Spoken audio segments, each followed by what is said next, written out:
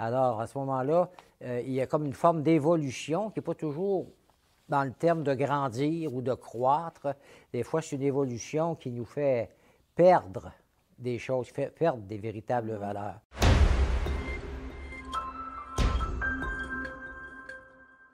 Alors, bonjour et bienvenue au 10e balado de Ondes de choc. Je suis en compagnie de l'abbé André Gagné. Alors, le balado d'aujourd'hui s'intitule « Avoir des valeurs pour en vivre ». Bonjour, l'abbé Gagné. Bonjour, Amélie. Ça va bien? En même temps, j'en profite pour saluer tous nos auditeurs et auditrices, ou même, quand on a l'image, on peut dire c'est plus qu'un des auditeurs, hein? Ouais. Qu'importe. Oui, exactement. Oui. Fait que, hey, l'abbé Gagné, qu'est-ce qui a suscité votre réflexion autour du thème des valeurs, en fait?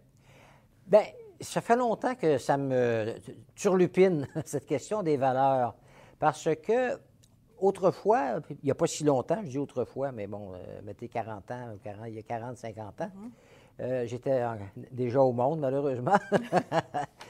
Autrefois, les valeurs, on avait l'impression que ça allait avec la foi, hein, avec la religion. On ne distinguait pas, on savait que croire, bien, ça avait des répercussions enfin, dans la vie de tous les jours, dans les relations qu'on a avec les autres, etc. Alors que maintenant, bien, il faut distinguer. Hein, il y a des personnes qui vont dire on n'est pas pratiquant, par exemple, bon, mais on a des valeurs. Alors, ça, c'est. Bon, l'important, c'est d'être capable de les nommer, les valeurs qui sont les nôtres, en disant quelles sont les valeurs, puis sur quoi on s'appuie pour que ces valeurs-là, là, elles demeurent. C'est un peu. Ce qui fait partie de notre réflexion chaque fois qu'on fait des balados, c'est d'aller voir plus en profondeur que les choses qu'on dit des fois. Et puis, mais qu'est-ce qu'il y a au fond de cette expression que quelqu'un dit « Oui, mais j'ai des valeurs ». Donc, est-ce qu'on peut avoir des valeurs chrétiennes sans être chrétien? Moi, je dirais que oui. Puis si je voulais aller dans le sens de ce que j'ai déjà partagé dans une autre émission, je pourrais facilement dire que tout ce qui est humain, profondément humain, est nécessairement profondément chrétien. Même si le Christ n'est pas nommé nécessairement, oui, on pourrait ne pas croire dans le Christ, mais ce qui regarde l'Évangile, c'est vraiment pour éclairer qui nous sommes comme personnes humaines et puis beaucoup la qualité des relations qu'on est invité à échanger avec des personnes. Alors, absolument, bien, il y avait une expression qui nous faisait dire vous êtes à des personnes, mettons, vous êtes des chrétiens sans le savoir. Et ça choquait des personnes parce que ça avait l'air de vouloir les récupérer. On veut absolument qu'ils soient avec nous. On ne pouvait pas imaginer que quelqu'un nous dise non, je ne veux pas développer un lien avec le Christ, par exemple, ou la foi dans le Christ. Alors, il faut respecter ça. Même si finalement, effectivement, il y a des personnes qui, concrètement, dans leur manière d'être, dans leur manière d'agir, sont des fois plus chrétiens que d'aucuns qui se disent chrétiens, qui disent avoir la foi, mais ça ne passe pas dans leur vie de tous les jours. C'est pour ça que le titre, c'est avoir des valeurs, hein? Mais en vivre. Pour en vivre, alors c'est la même chose, avoir la foi, mais pour en vivre. Sinon, c'est quoi? C'est des affirmations de foi que quelqu'un pourrait exprimer. Mais si c'est Saint Jacques qui disait ça là, dans son épître, dans sa lettre, là, si ça ne passe pas dans le quotidien, la foi qui ne passe pas dans les œuvres, elle est morte. On parle des valeurs. Chez les chrétiens, les non-chrétiens, il y a beaucoup de valeurs communes. Oui. Selon votre expérience, qu'est-ce que votre expérience vous a appris là, concernant le monde des valeurs, en fait? J'ai l'expérience sûrement, mais des fois aussi, ce que j'ai entendu déjà ou que j'ai lu à quelque part dans un ouvrage qui mentionnait que du côté de l'être humain, dans les types, sa manière d'être, sa manière d'agir, eh bien, il y a comme 3 degrés. Il y en a un où certaines personnes se logent, c'est mes valeurs ne sont peut-être même pas définies, c'est j'agis comme tout le monde fait. Je ne me questionne pas, je n'ai pas fait de choix là, voulu, Mais tout le monde pense ça, puis il me plaît de penser ça aussi. Je ne me suis jamais questionné de savoir est-ce que ça a du bon sens, sur quoi ça s'appuie, ce type de pensée-là. Mais alors ça, c'est le premier degré. J'ai l'impression qu'il n'y a peut-être pas tant de monde que ça qui vivent à ce niveau-là. Tout le monde le fait, tout le monde le dit. Alors, je le fais, je le dis. Il y a un deuxième degré. Pour moi, là, ça monte. Là, c'est des personnes qui disent « Moi, je ne suis pas prêt ou je ne suis pas prête à suivre le courant, tout simplement, puis à faire comme tout le monde et à dire comme tout le monde. J'ai des valeurs. » C'est à ce niveau-là, mon expérience, c'est souvent là des personnes que je vais rencontrer, des fois même en préparation avec un sacrement, ça peut être le sacrement du mariage, pour rejoindre un couple, et puis ils tiennent à ce que les choses soient claires entre nous, puis c'est correct, puis ils vont dire, bien, vous savez, on a la foi, mais on ne peut pas dire qu'on n'est pas vraiment pratiquant, là. Dans leur tête, quand ils disent ça veut peut-être dire on ne participe pas à des célébrations liturgiques, des choses comme ça, mais pratiquant, c'est pas juste la pratique du dominical, mais c'est faire passer dans notre vie, faire des valeurs. Mais là, ils disent, on a des valeurs. Alors, il y a des choses qui sont importantes pour nous. Puis si on les amenait à le dire, ils diraient, bien, par exemple, comme nous, on se prépare, on veut se marier ensemble, bien, la fidélité, c'est très important pour nous, mais c'est important dans l'ordre de la foi, là, mais c'est très important. Ensuite de ça, l'honnêteté, bon, enfin, des choses comme ça. Ça, c'est déjà pas pire. C'est déjà très bien. Oui. Puis des fois, il y en a qui font la nuance, hein, pratiquant ou célébrant le dimanche. Oui. Des fois, on entend ça. Ah, ben oui. Puis là, une autre étape, là, c'est je choisis le Christ et le reste, les valeurs, pour moi, c'est pas les valeurs que je vais choisir en disant ça me plaît, je le garde, ça me rejoint pas, je le garde pas, mais tout ce que le Christ me dit, dans le cas d'un couple, par exemple, je prépare au mariage, tout ce que le Christ nous dit, c'est ça qu'on veut vivre, c'est ça qu'on veut. C'est de ça qu'on veut tenir compte en vivant l'un avec l'autre, éventuellement comme personne mariée. Alors là, c'est plus juste des valeurs, c'est quelqu'un.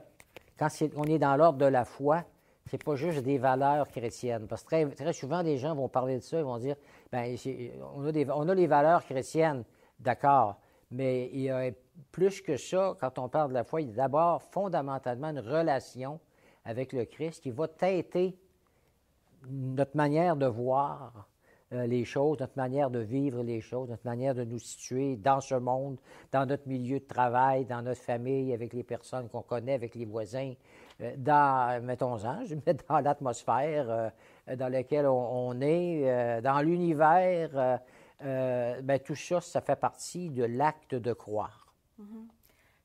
Je écoute l'abbé Gagné, puis je me dis, les valeurs, ça doit évoluer dans le temps aussi, hein? On a souvent les valeurs qui nous viennent de notre famille, qui sont peut-être les premières valeurs qui font partie de notre vie, mais comment est-ce que ça peut continuer à évoluer au courant de notre vie? Peut-être si quelqu'un qui est moins croyant découvre un peu l'enseignement de Jésus, peut-être que ça peut changer sa vie. Comment est-ce que les valeurs s'approfondissent au cours de notre existence? D'abord, pendant que je t'entends me dire ça, je me dis, il y a des contre-valeurs qui peuvent passer pour être des valeurs. Hein? Okay. Par exemple, une fois, le gouvernement vote une loi qui n'est pas du tout en accord avec ce que l'Évangile demande, mais il y a des personnes qui, parce que c'est légal, vont considérer comme une valeur ce qui est possible, puis qui ne l'était pas autrefois, là, il n'y a pas si longtemps. Alors, à ce moment-là, il y a comme une forme d'évolution qui n'est pas toujours dans le terme de grandir ou de croître. Des fois, c'est une évolution qui nous fait perdre des choses, fait perdre des véritables valeurs. Des valeurs qui n'en sont pas. C'est les valeurs du monde avec un grand M, à un moment donné. Là.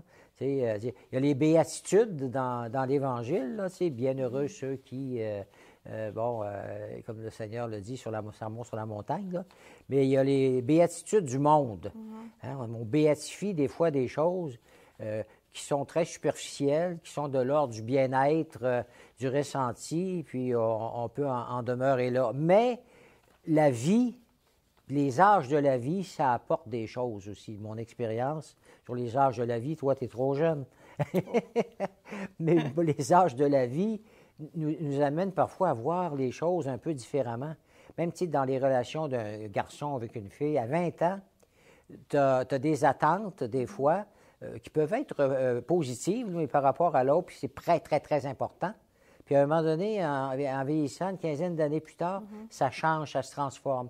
On va aimer l'autre, mais pour autre chose, plus en profondeur que les premières émotions, les premiers sentiments qu'on a eus par rapport à une personne.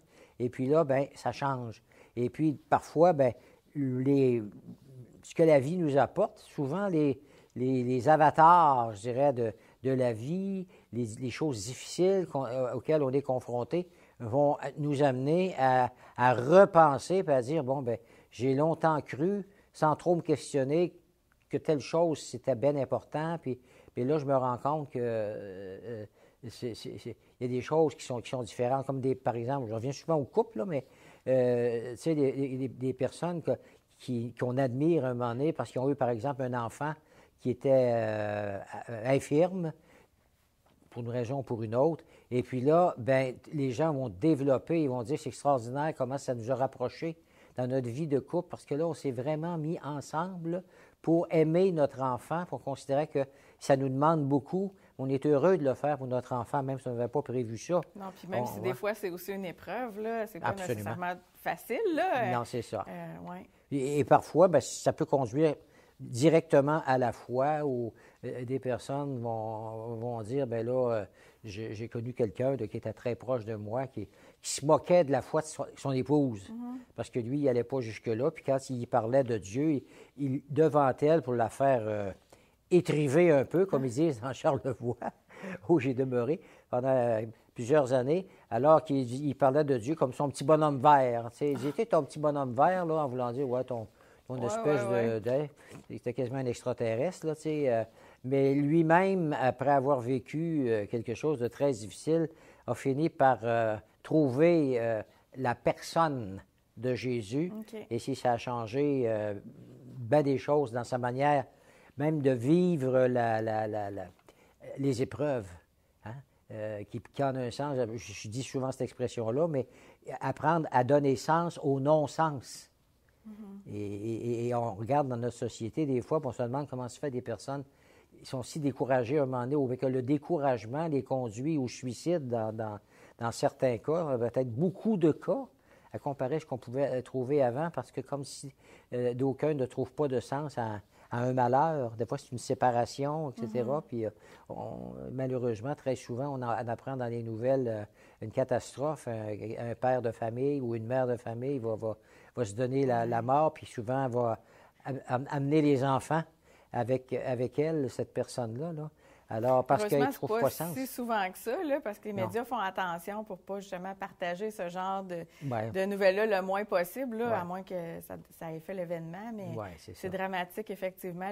J'avais un professeur qui disait les questions de sens ils finissent toujours par nous rattraper. D'où je viens et où je m'en vais dans la vie Et c'est comme la question de sens de base là, auquel on doit répondre pour pour découvrir un peu plus sur Dieu, peut-être, sur les valeurs qui nous habitent, etc. C'est intéressant, ça. Vous parliez tantôt des valeurs d'un peuple. Enfin, aujourd'hui, on n'est plus dans une société chrétienne, on peut dire. Hein? Non. Puis il y a des choses qui sont licites, mais qui ne sont pas nécessairement éthiques. Alors, on peut faire le choix, là, parce qu'évidemment, il y a des gens qui ne sont pas chrétiens et puis que ces valeurs-là ne les rejoignent pas. Puis ils ont tout le monde a cette liberté de pouvoir faire des choses. Dernièrement, dans les dernières années, on a eu la légalisation là, du cannabis. Fait que, tu sais, c'est un exemple. C'est licite. Après, est-ce que ça te tente ou est-ce que ça ne te tente pas? Est-ce que c'est en adéquation avec les valeurs qu'on peut avoir? Ça, c'est une autre histoire, là. Mais est-ce qu'on peut parler de valeurs ou de culture d'un peuple, de valeurs d'un peuple? Oui, bien, on en entend souvent parler par rapport au phénomène du français, du Canadien, français, québécois. Mais il n'y a pas juste les Québécois qui sont de langue française. Hein? Effectivement. Il y a des gens dans le Canada, il ne faut pas les oublier, ces gens-là, parce que ça les ébranle, nous autres aussi, on est dans telle province, là, normalement anglophone en majorité, mais il y a des francophones un peu partout. Et puis, on parle de notre culture, il faut comme sauver la culture, qu'on identifie à la langue, d'ailleurs, à un moment donné, surtout la langue française. Mais est-ce qu'on est en dehors de la langue, là, puis encore là, on pourrait s'en parler longuement, mais ça fera peut-être le sujet d'une autre de nos rencontres. Mais est-ce qu'on est capable de définir c'est quoi être vivre au Québec, là, puis être un Québécois, outre le fait qu'on vit sur un territoire, mettons le territoire de la province du Québec, pour regarder là. Alors, les Québécois, ça veut dire ceux qui demeurent sur le territoire, parce que c'est juste ça. Oh ben non, c'est ceux qui demeurent sur ce territoire-là ont une sensibilité tout à fait particulière à, par exemple, la famille, parce qu'on est bombardé avec les écrans, les médias, la proximité avec les milieux anglophones, avec les États-Unis, puis enfin, bien des choses aussi dans le monde. Alors, on finit par avoir une espèce de nivellement. On a l'impression que tout le monde se ressemble, finalement. Est-ce qu'on vit de façon aussi si différente que ça, nous, restons à Québécois francophones ou Canadiens francophones, par rapport à quelqu'un qui demeure aux États-Unis ou je ne sais pas trop ailleurs, étant donné qu'il y a beaucoup de gens aussi qui viennent s'établir, qui sont de d'autres cultures. Puis, alors, des fois, bien, ils vont s'exhiber là, de la bonne façon devant nous à travers des danses de leur pays. Oui. Bon, il y a la langue. Alors, donc, la question de la culture d'un peuple, bien, est-ce qu'on est capable, là, moi je pense que le monde de l'éducation peut aider à maintenir des choses. Bon, peut-être que c'était mieux que ce ne soit plus là, mais je pense souvent, par exemple, à nos vieilles chansons traditionnelles là, que moi j'ai trouvées. On entend quand même encore au Oui. jour de l'an. La poule à Colin. Absolument. Mais il n'y avait pas rien que des choses pour des danses, des 7 carrés. Ouais, là. ouais. Mais il y avait de très belles choses qui étaient véhiculées dans ce qu'on appelait la bonne chanson dans ce temps-là. Ouais. Là. Et puis, on est en train de perdre tout ça parce que ça se communique pas. Et quand j'allais dans les écoles, dans mes premières années comme prêtre, il y avait une école, entre autres, dans un milieu où j'étais. Ces enfants-là, les professeurs, il y avait une atmosphère, là, faisaient chanter les jeunes à journée longue. OK. Pour les reposer, après avoir fait un exercice en classe. On se lève debout, et puis on chante. Ça doit être une belle ambiance. Ah, c'était intéressant d'aller là. Je trouvais ça beau. Puis des fois, je trouvais dans d'autres milieux, je dis, comment se fait, les enfants, ils ne chantent plus? C'est important de chanter. Puis en même temps, quand on chante, puis qu'il y a des paroles qui font référence à ce qui était le vécu de nos grands-parents, ou du moins nos arrière-grands-parents. Tu sais, il y a quelque chose qui se maintient un peu dans notre manière de vivre, notre manière d'être ensemble. Je pense que les gens, ils ne sont pas contre. Là, tu sais, aujourd'hui, ils aiment, dans certaines situations, entendre ce que c'était que notre folklore. Et puis, il y a quand même des chanteurs aujourd'hui qui ont le don de, je pense à Pellerin, là, entre autres, là, Oui. qui ont le don c'est ça, de mettre en chanson, il y avait des mélodies nouvelles, mais des choses qui parlent de la vie des gens d'ici, comme Gilles Vigneault. Hein? Oui. Les gens de mon pays, ce sont genre de paroles, bon, mais on peut apprendre de ça. Les gens de causerie, quand ils parlent même de la poudrerie, je parle toujours de Gilles Vigneault, c'est comme si la poudrerie, ça devient comme quelque chose qui fait partie de notre vie collective. Aux États-Unis, en général, ils ne parlent pas de ça, là, tu sais, les poudreries, ça ne fait pas partie même si le mot poudrerie paraît particulièrement québécois, là, c'est un mot qui n'était pas à utiliser en France, mais ici, c'est un mot qui a été comme inventé, si on peut dire, mais qui allait bien avec ce que l'hiver nous apportait plus souvent il y a quelques années qu'aujourd'hui. Une des façons, je vous écoutais et je me disais, une des façons de découvrir parfois peut-être nos valeurs qui nous sont plus typiques, c'est en voyageant, en étant confronté à d'autres cultures, en étant ailleurs.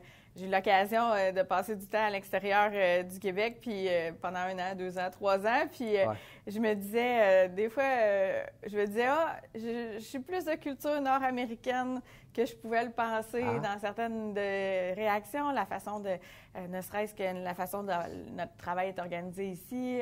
En Europe, c'est différent. Des fois, sur des petites choses, puis après, ça porte à une réflexion plus grande sur les valeurs en général, de tolérance. Je pense qu'au Canada, entre autres, on est fort sur la tolérance, le multiculturalisme, qui, comme vous disiez, apporte des choses. Là, d'autres cultures nous apportent actuellement aussi beaucoup. Hein?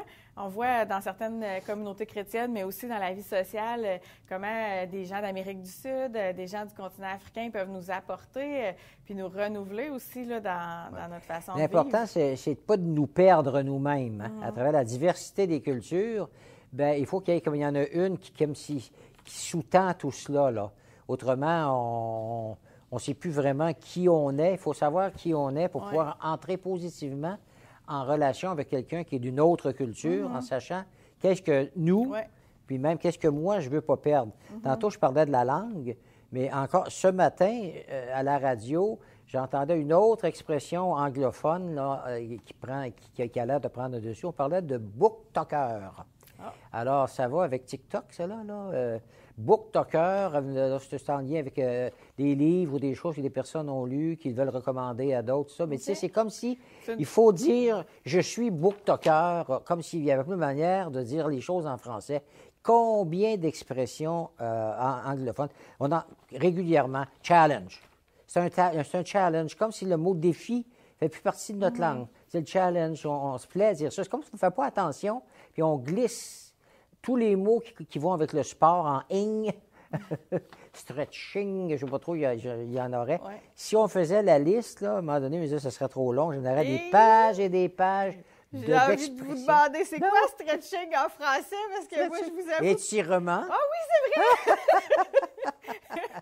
vrai! mais pourquoi pas étirement? Pourquoi il faut le dire en anglais?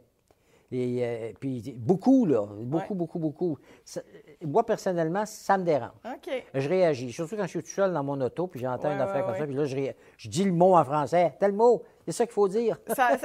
Il faudrait dire chronique littéraire sur TikTok, peut-être, là. Bien, pourquoi pas. Mais tu sais, on a comme l'impression que ça fait chic, quasiment, tu sais, d'employer un petit mot anglais. Les Français de France, là, en arrivent là, eux autres aussi. Là. Oui, beaucoup aussi. Ils aiment utiliser des expressions en anglais. Je ne sais pas pourquoi ça fait chic, parce que c'est un petit terme anglais qu'on glisse à travers la conversation. C'est quand même la langue qui est dominante, hein, fait que je pense que...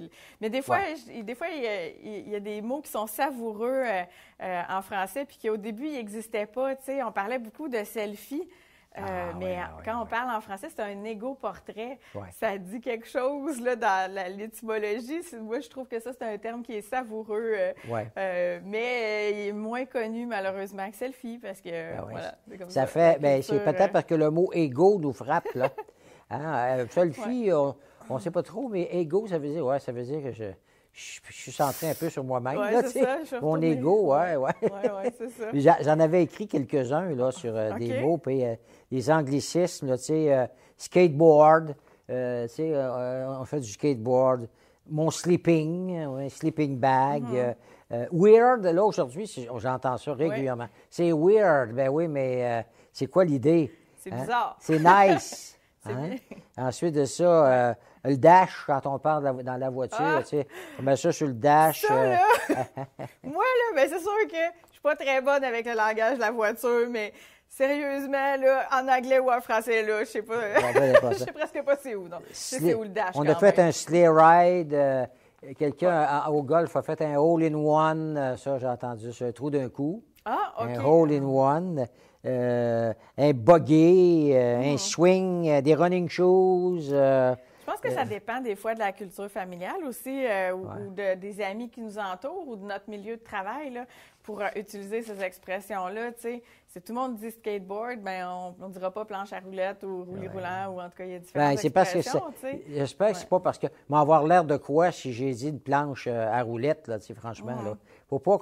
On a des gens qui ont résisté à ce qui risquait de nous rendre de plus en plus anglophones, là. Qui ont écrit là-dessus à travers l'histoire, puis ils se sont débattus pour qu'on garde ce trait de notre culture qui va avec bien d'autres choses aussi, là, qui était notre langue. Alors, on n'a pas l'impression peut-être de la perdre, mais à un moment donné, c'est comme s'il y a un glissement. On glisse petit à petit vers continuellement des termes. Mais comment faire la différence entre un glissement, comme vous dites, puis l'évolution normale d'une culture? Parce que, je veux dire, tu sais, il y a 50 ans, il n'y aurait pas eu possibilité de faire un balado, encore moins une diffusion facilement vidéo. Aujourd'hui, tout le monde peut filmer puis être sur TikTok, être sur Instagram, être sur Facebook. Fait qu'il y a une évolution qui est positive aussi. Comment faire la différence entre cette évolution-là puis un certain danger d'un glissement où on peut craindre de perdre notre culture? Moi, je reviens à l'éducation.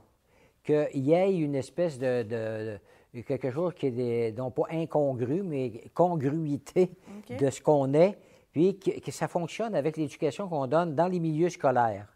Parce que ça, c'est un très bon endroit pour garder une influence positive, puis amener des jeunes à apprendre à réfléchir, à bien écrire en français, entre autres, là, tu sais, mais des fois, je ne voudrais pas qu'on...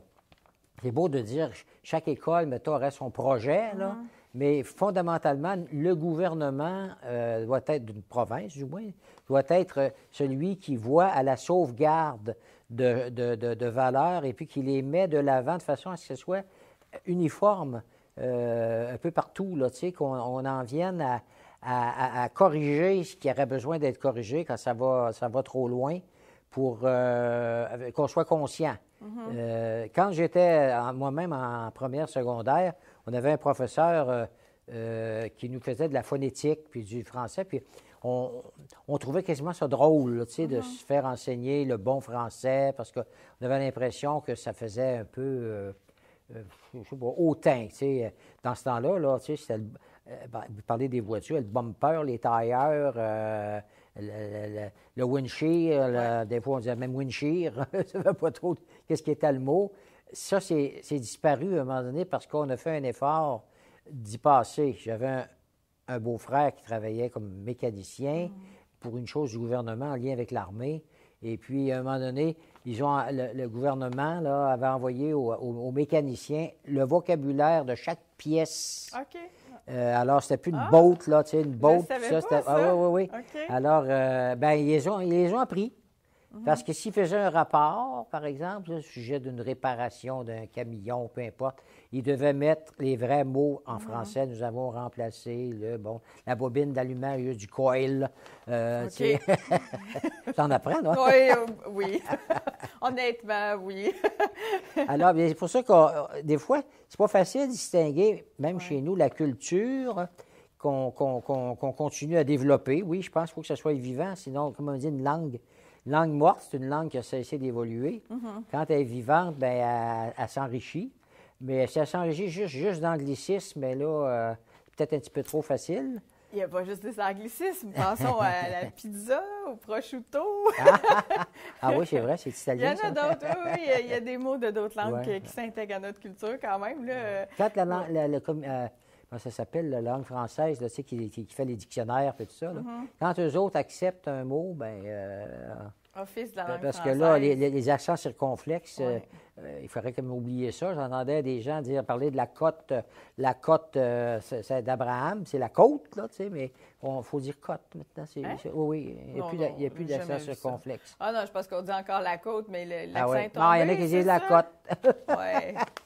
Ils ne savent pas. Mais pour revenir à la question de l'Évangile, moi, je pense que l'Évangile fait partie de tout ça. Tu sais. Chez nous, la langue nous est arrivée avec la foi. C'est assez particulier, l'histoire du Québec, en passant, tu sais, au point de vue. C'est pas un peuple qui existait déjà, et puis tout à coup, le christianisme est arrivé, etc. On est né avec le christianisme. Alors, c'est présent partout. On voit encore des croix de chemin dans ça qu'on sort en dehors de... Puis même aussi, là, les environs, puis tout ça. Là, tu sais, mais donc, il y a quelque chose à redécouvrir à un moment donné aussi en disant, mais parce que, encore une fois, si on ne fait de la foi que des croyances religieuses, Dieu existe, des choses comme ça, mais c'est plus que ça, le christianisme. Ça change notre manière de nous voir comme personne humaine. Moi, je pense que je suis convaincu que ça nous grandit comme personne humaine. Ça nous dit qui on est comme être humain. Ça nous dit pourquoi une vie humaine est si précieuse, pourquoi il faut respecter la vie humaine, pourquoi ne pas tuer l'autre, bon, etc. Si on comprend ça, c'est moins intimidant de se proclamer croyant, comme si on croyait dans le petit bonhomme vert, là, comme disait l'autre, là, et puis de se dire, et non, il y a une vision qui, moi, me paraît la plus juste possible, qui nous vient à partir de l'Évangile, et puis de ce que le Dieu nous a révélé à travers Jésus-Christ sur la vie, le sens de la vie, le sens du travail, l'honnêteté, mon Dieu. Tout le monde va dire, on est tous pour la vertu. Ouais. Mais la vivre, ça, il y a beaucoup de malhonnêteté, malheureusement. Tu sais, des fois, c'est étonnant de voir... Un petit mensonge. Oui, ou des gens qui vont s'introduire à quelque part. Les gens ont eu un malheur, ils ont passé au feu, puis des gens vont rentrer, puis vont aller voler des choses à des gens qui viennent de vivre un grand malheur. Je trouve ça épouvantable de penser ça. Quelque chose. Mais c'est tout un défi de passer de l'enseignement ou de ce qu'on comprend avec notre tête puis de l'intégrer dans notre vie. Oui. Mais c'est là qu'il faut que ça soit bien défini, ton affaire. Parce que si tu n'as pas rien pour juger, il faut qu'il y ait une espèce de fond, là, un contenu qui me permet de juger si mon comportement il est correct, s'il est conforme avec ce que je dis que je veux vivre. Je dis que je veux aimer.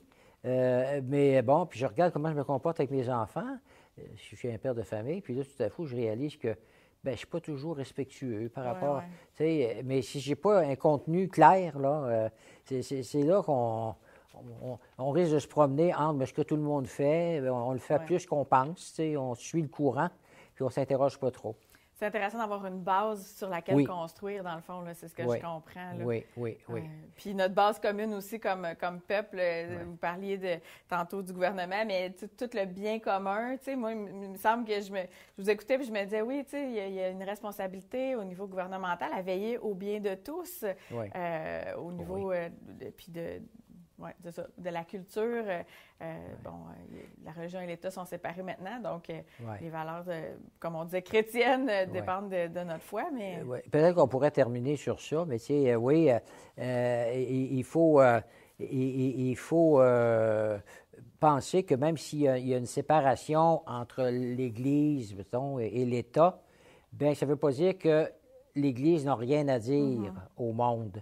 Si on comprenait ça, moi, comme prêtre, c'est ça qui m'intéresse aussi. Quand on dit évangéliser, prier, parler de Jésus, mais tout ça pour enrichir la vie, le bonheur qu'on éprouve à vivre, maintenant, même aussi ce qu'on peut éprouver à vivre des difficultés ou des épreuves, puis à trouver un sens à ces épreuves-là à travers ce que la foi nous dit. Alors, c'est pour ça que tout ça, pour moi, ça regarde la relève qu'on attend dans l'Église, la relève chrétienne, et puis la relève éventuellement de vocations consacrées qui vont croire que le monde a besoin du Christ plus que jamais, ou autant que jamais, pour qu'on ne dérive pas sans trop s'en rendre compte en suivant le courant. Bien, merci beaucoup. Toujours agréable de discuter avec vous. Alors, on pourrait remercier aussi Martin Bolduc, notre technicien qui a veillé à filmer et enregistrer ce balado. Merci à vous, l'abbé André Gagné. Merci. Si les gens ont des questions, ils peuvent nous écrire, évidemment, sur Vocation avec un S, donc VOCATIONS, à commercial ecdq.org. ECDQ, c'est comme dans Église catholique de Québec. Et puis, .org. Oui, .org, exactement. Même si vous nous voyez peut-être sur .tv. Mais voilà, fait que et nous, on se dit à une prochaine. Puis, n'hésitez pas, il y a d'autres balados aussi que vous n'avez peut-être pas encore découvert de l'abbé André Gagné, mais aussi on a d'autres... Et nous savons qu'il y en a qui nous ont écrit, qui ont réagi. Maintenant, à cause de Noël, là, puis toute la question de la pandémie. On répondra dans sous peu, c'est ça? Oui. on va tenir compte de tout ça. Merci de le faire. Merci aux gens qui nous écrivent. Et puis, au plaisir. C'est beau. Au revoir. Au revoir.